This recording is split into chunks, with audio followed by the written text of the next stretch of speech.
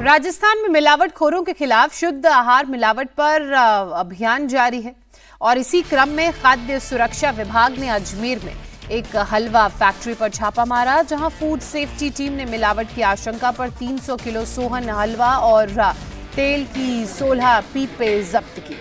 Food safety team के मुताबिक 200 kilo Sohan हलवा मद से और 100 किलो सोहन हलवा बेसन से बनाया जा रहा था। ऐसे में टीम ने जांच के लिए सैंपल भेज दिए हैं। इसके अलावा फैक्ट्री के मालिक को नोटिस देकर रिपोर्ट आने तक फैक्ट्री को सीज कर दिया गया है।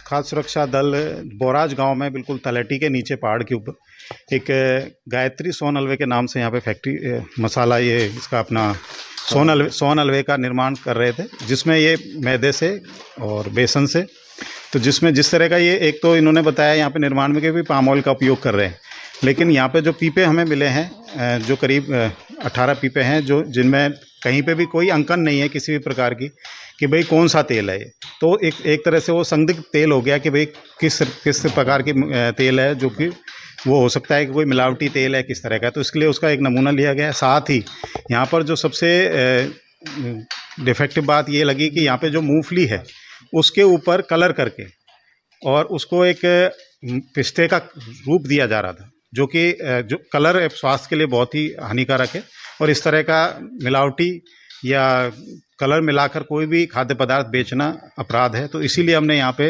इनके बेसन के सोन हलवे के तथा मैदा के से मिले सोन हलवे के नमूने लिए हैं और जितनी भी सामग्री यहाँ पे तैयार थी, जिसमें 200 किलो तो मैदा से है और 100 किलो करीब बेसन से बने हुए सोन हलवा, और सबको जब्त करके और तेल के पीपों को भी जब्त किया है और आगामी रिपोर्ट आने तक ये सारा सामग्री यहाँ पे जब्त रहेगी। दरगाह बाज़ार और ये सब बाज़ार में ही अलग अलग जो भी दुकानें हैं वहाँ पे इसको बेचा जाता है। फैक्ट्री गायत्री सोन हलवा के नाम से श्रवण जी, इन्होंने जो भी यहाँ पे मिले हैं कार्मिक, उन्होंने श्रवण जी नाम बताया उनको। फैक्ट्री के लिए इनको अभी नोटिस दिया जाएगा और यहाँ पे साफ़ सफाई के लिए इनको पाबंद किया जाएगा, धारा 32 में इम्प्रूवमेंट नोटिस देकर। यूपी के आगरा से इस वक्त एक खबर आ रही है, जहां कमला नगर थाना क्षेत्र के भगवान नगर कॉलोनी में लोगों ने घरों के बाहर मकान बेचने के पोस्टर लगाए हैं। कॉलोनी में 40 से ज्यादा घरों के बाहर इस तरह के पोस्टर लगे दिखे।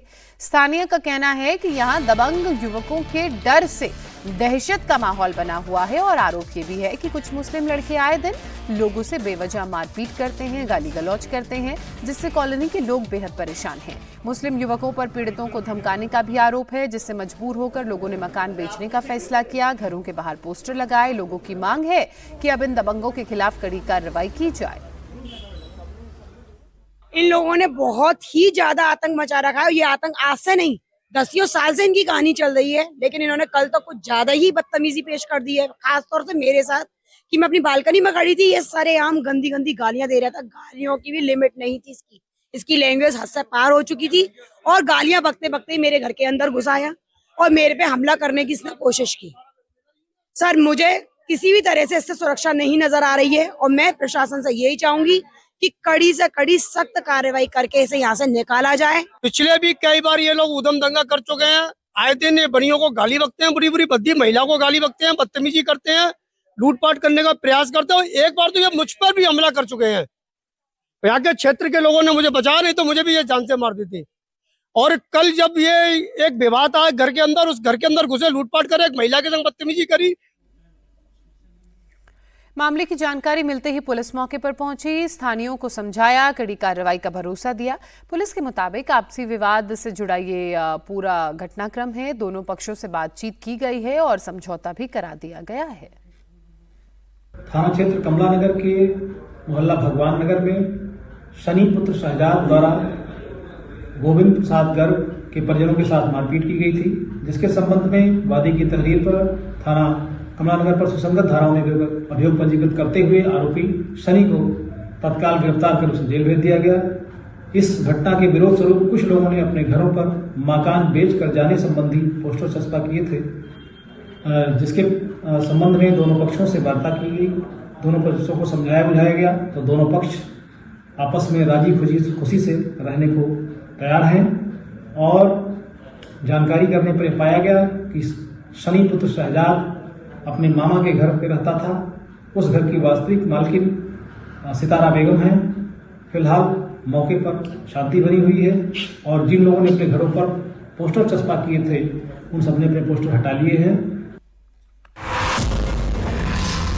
यूपी के अमरोहा में हसनपुर इलाके में महिलाओं से छेड़छाड़ धमकी के मामले ने अब तूल पकड़ लिया है।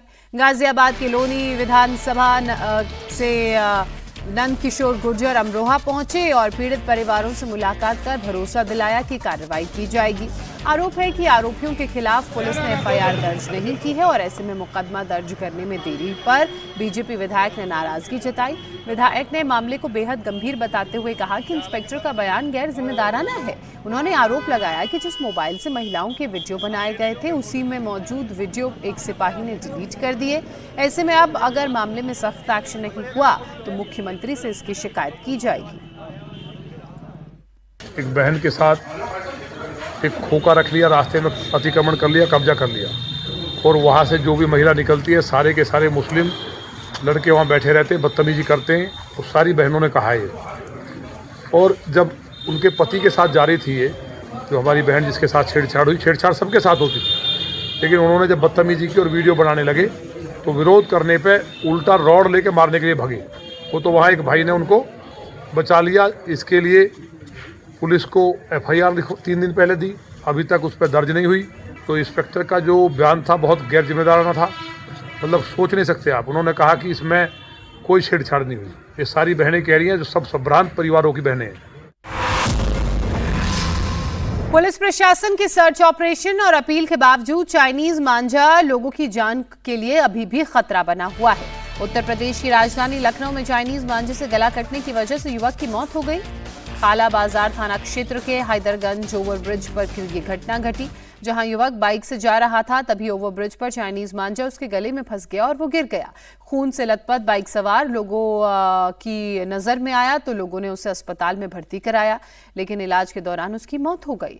मृतक की पहचान 33 वर्षीय मोहम्मद शोएब के रूप में हुई है। घटना को लेकर लोगों में जबरदस्त गुस्सा है। जाहिर है लोग मांझे पर अब सख्त प्रतिबंध की मांग कर रहे हैं।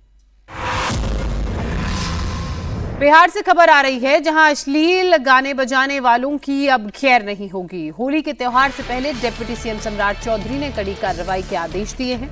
डिप्टी सीएम ने डबल मीनिंग वाले अश्लील गाने बजाने पर पुलिस को सख्त कार्रवाई का निर्देश दिया है।